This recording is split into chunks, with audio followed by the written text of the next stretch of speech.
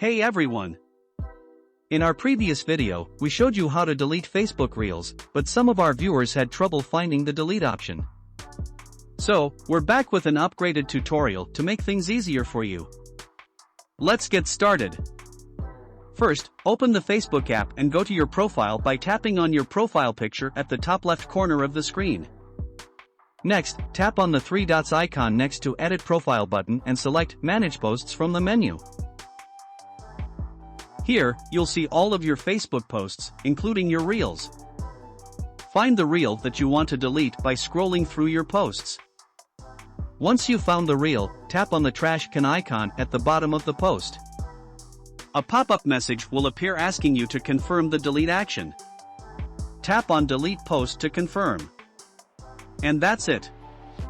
The Reel will be removed from your profile and will no longer be visible to anyone. Please note that this is a permanent action and you won't be able to recover the Reel once it's deleted. We hope this tutorial was helpful for you in deleting your Facebook Reels. If you have any further questions or need more assistance, feel free to leave a comment below. Don't forget to like and subscribe to our channel for more useful tutorials like this one.